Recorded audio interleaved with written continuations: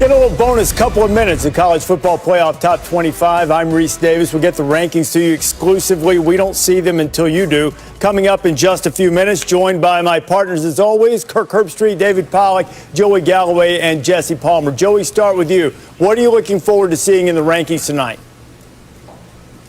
Well, I want to see where Coastal Carolina is. I mean, give both teams credit, Coastal and BYU, to put that game together. Terrific game. BYU is getting a lot of love, ranked number 13. Coastal knocks them off, sitting at 18. So does Coastal get that same love? I want to see how high they come up in the rankings. I'd like to see the Pac-12, kind of a forgotten conference all year. Not that they're going to come up close enough to be a threat, but we always talk about the group of five. What about the Pac-12? They got a late start. You got Colorado. You got USC out there. I just want to see where they are and how they're being respected or lack thereof. And I think the only other thing, if you want to point to something else, is does Clemson remain at number 3 and Ohio State remain at number 4? Maybe that's intriguing to you. I want to see the Chants. I want to see what's going on. Can they be the team that gets in the New Year's 6? They got a better resume than Cincinnati right now. Can't wait to find out how much they move up. We'll get things started. Top of the hour. It's coming up. I'm looking at the rankings right now. Thank you. College football playoff top 25. TNT 5G. Not much figures to change at the top of the college football playoff rankings. Yet as time dwindles, the pressure just ramps up. Realistically, there are 5 teams that have legitimate paths to the playoff and a couple of other long shots that need help. Ohio State certainly took a shot by losing the Michigan game, but if the Bucks can keep a big block O in the loss column, the question becomes, can they put enough W data points together to secure a spot? I know, things seem status quo now. Doesn't mean it's going to stay that way.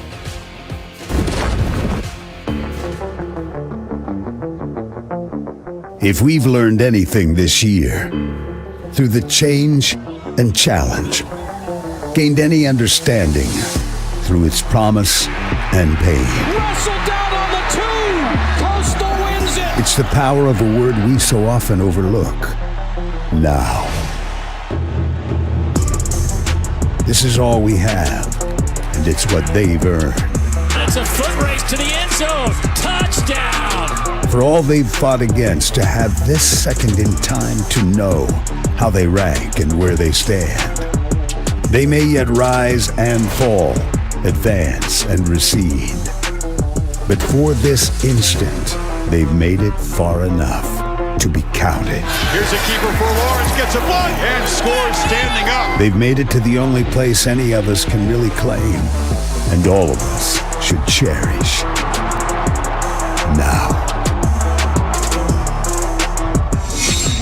The 13 members of the College Football Playoff Selection Committee meeting earlier today in Grapevine, Texas, socially distanced as always, taking the precautions, but thinking it's important to get together to hash out these rankings. I know a lot hasn't changed at the top, but when you look at what the committee's going to be dealing with, number of games played, what's the situation going to be with Ohio State? A lot to be decided over the next couple weeks. Glad to have you with us. College Football Playoff Top 25. I'm Reese Davis, joined as always by my partners Kirk Herbstreit, David Pollack, Joey Galloway, and Jesse Palmer. Before we show you the rankings, and we see them just as soon as you do, here are the storylines going into this week. A couple of conference title games are set in the ACC and the SEC. Clemson and Notre Dame will have a rematch. Alabama and Florida will face off for the 10th time in the SEC championship game. And if Florida and Clemson win all 4 of those, we'll have good playoff cases. Ohio State and Michigan canceled, won't be played for the first time since 1917. That leaves the Buckeyes a game below the Big Ten threshold at the moment to make the championship game. A&M, which is hoping to have a case to get to the playoff, their game postponed against Ole Miss. And Cincinnati and Tulsa, who are scheduled to play twice in a row, they're supposed to play this week in a regular season game. Then they're going to meet in the American Championship game. The regular season game is off. Conference Championship game still on. Kirk, as you get ready to look at these rankings, what are you most looking forward to seeing? Well, I was taking one last peek at last week's rankings, trying to remember where Iowa State was. they were at 9, and just continue to go out and play good football. Now, I know teams ahead of them aren't losing, but how will the committee handle teams like Iowa State and Oklahoma that have just continued to improve throughout the year and going to need help? I mean, right now, to me, I'm more excited just to watch Oklahoma and Iowa State play to decide a Big 12 championship. But I do want to see how they're going to be evaluated, how they're going to continue to try to move up. I think everybody is probably going to talk to you about Coastal, but I thought I'd try to get an outlier in there for you, Reese, and talk about the Big 12. You've been pounding that drum all season to make sure that we celebrate the sport in its entirety, so I expect nothing less. I think the Coastal ranking is going to be very important. So let's take a look. The College Football Playoff Top 25 brought to you by AT&T 5G. How about Eli Drinkwitz getting Missouri in the mix? That's fairly significant because both Florida and Alabama have victories against Missouri, so there's another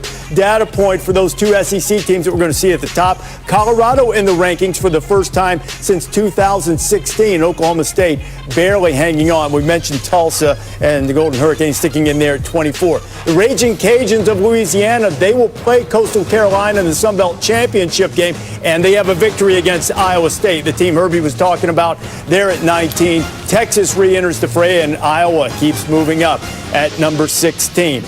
Let's look at 11 through 15 now. USC at 15 at 4-0. Oklahoma at 11.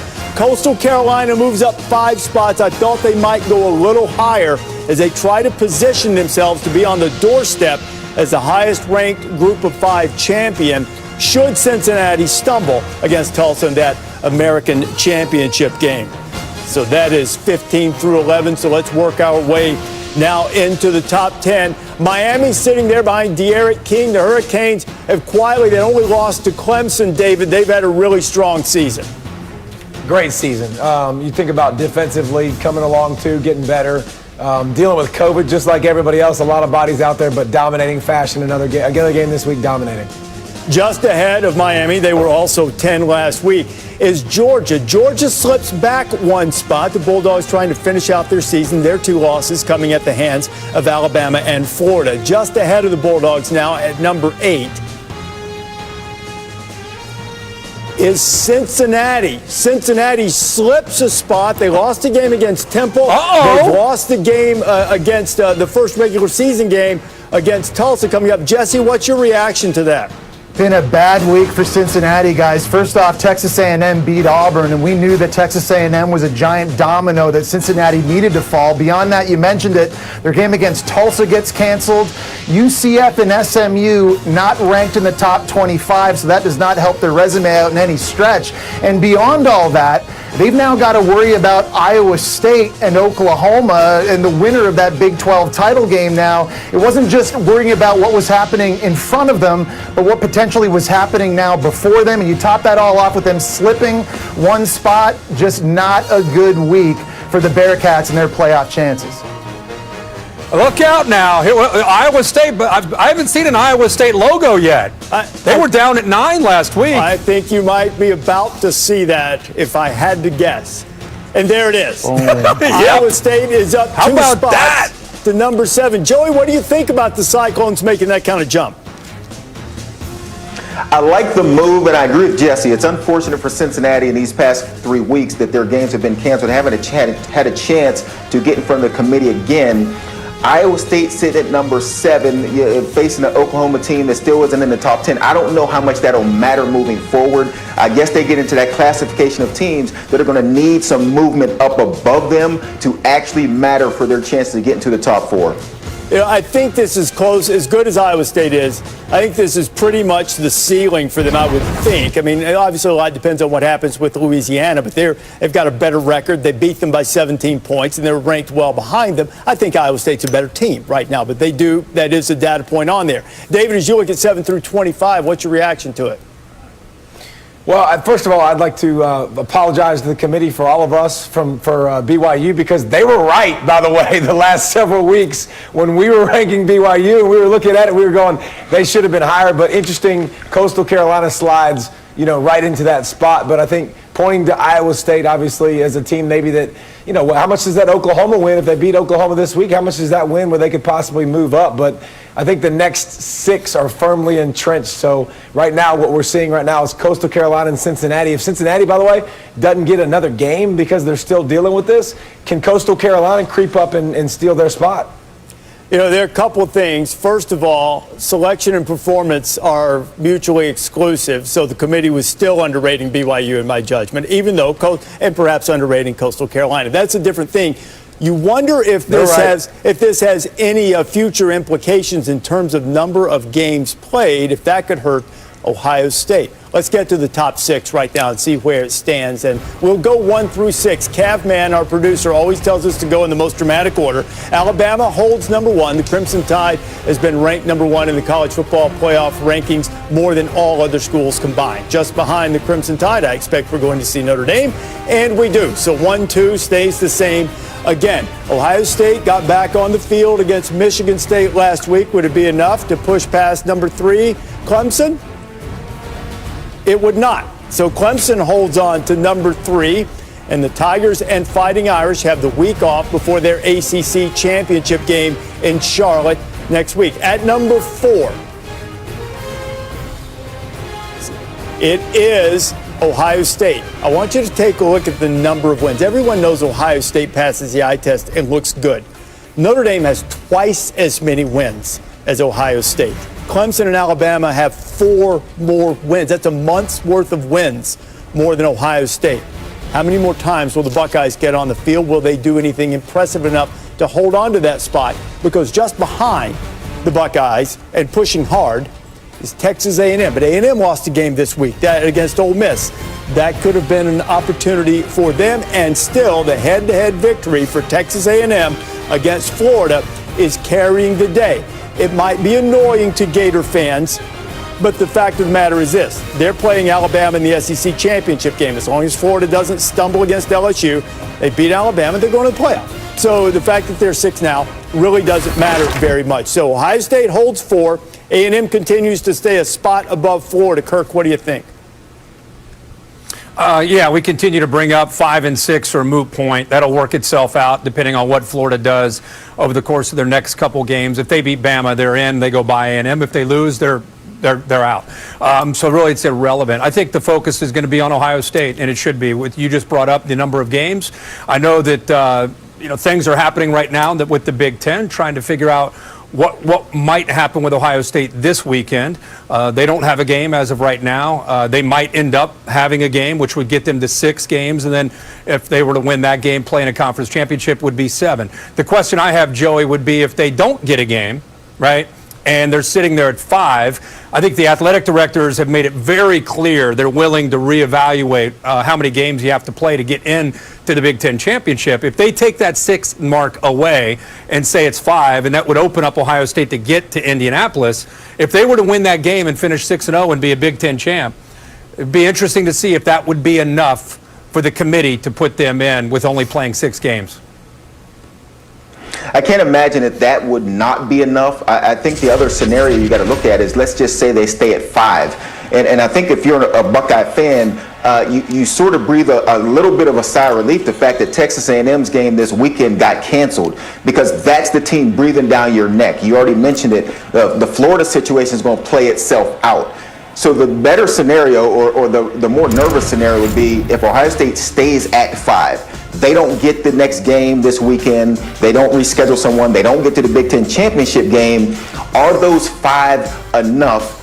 Reese mentioned it. They've absolutely passed the eye test, but it's only at 5 games. What happens if they don't get a chance to play again? I would be nervous if I'm Ohio State, but I feel a little better. A&M does not get to go back on the field and prove their point again this weekend. And Joey, I got to believe, even if Ohio State doesn't get that 6th game and get into a Big Ten championship game, even if they only play 5, but let's say they get Iowa, a team that the committee really respects, who's been climbing the rankings, who's now won 5 in a row, and they get them in Big Ten Champions Weekend, and they blow them out and they dominate. I think that still makes a very strong case for the Buckeyes getting into the playoff. I understand, obviously, conference championships, that's one of the factors and variables the committee assesses, but in this day and age of COVID this this year because of all the different amounts of games people are playing. We talk about it every week. It's got to come down to the eye test and what you see on film. Even through 5 games, and if it ends up being 6 games, I still think that's enough to know who Ohio State is. The offense is explosive. Justin Fields is still a really good player. Their D-line is dominant, and their secondary is average. That's who they are. But we also know they're the best team in the Big Ten. We know that right now. They already beat Indiana. If they go out and beat an Iowa team that only lost to Northwestern by 1 point, with their quarterback Petrus only making a second career start, and they dominate that game, to me as a committee, whether or not they have the trophy for the Big Ten championship, that's enough to me to know this is a team that's making a strong case to get in.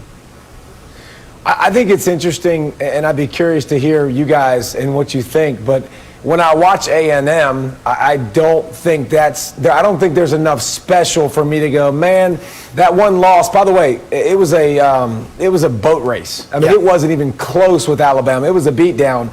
And I don't watch them against Auburn even a week ago or the week before that against LSU. I think A&M would have needed to look really, really good to this point. I think they're a really good football team. I just don't think, when I look at them, that I think they're better than Ohio State. And it's not like their resume dictates them jumping over Ohio State, whether they're 5-0 or 6-0, and it's a couple games difference, because I don't think it matters that much, because I haven't seen enough dominance from A&M to say I need to move them above Ohio State. Yeah, this is not an A&M discussion to me at all. This is about what happens in the conference championship games. If Ohio State's sitting there, if they go to Indianapolis and they win and they're 6-0 and they put on a Big Ten championship crown and they're Big Ten champs, I don't care if they played 5 games, 6 games. If they're crowned Big Ten champs, what happens in Charlotte, what happens in Atlanta is going to dictate where Ohio State is. If Alabama beats Florida, Ohio State would be in. Ohio State fans should be the biggest Alabama fans going, because if Alabama knocks Florida out, I'm just telling you, if Alabama knocks Florida out, Ohio State is in the 4. If Florida beats Alabama and Clemson beats Notre Dame, Ohio State will be left out. It will be Clemson, Notre Dame, Florida, and Alabama. Ohio State's out. So Ohio State needs to Ohio State fans need to pull for Alabama and win out. And if they do that, I think they're one of the 4 teams. I agree with you, Kirk, and I think that's as it should be. If Clemson beats Notre Dame, Florida beats Alabama, Ohio State's got 6 or 7 games, you can't give them everything. Because you're already giving them fewer games. If they get into the playoff, they're going to be fresher than the other teams. You've already moved Cincinnati behind a 2-loss Iowa State team, which means that now Cincinnati is not the threat. It's not an A&M issue. The question was, could Cincinnati, because you saw the strength of schedule numbers on there, Ohio State's 30 spots behind everybody else in the top 4. You can't give it all to them. So, I mean, they're not going to win these debates against the 2 teams, so they have to have not have both Clemson and Florida win those championship games, in my judgment, or it won't be right. Ohio State, just surviving counts too. They 2017, 2018, they didn't do it. And that means something.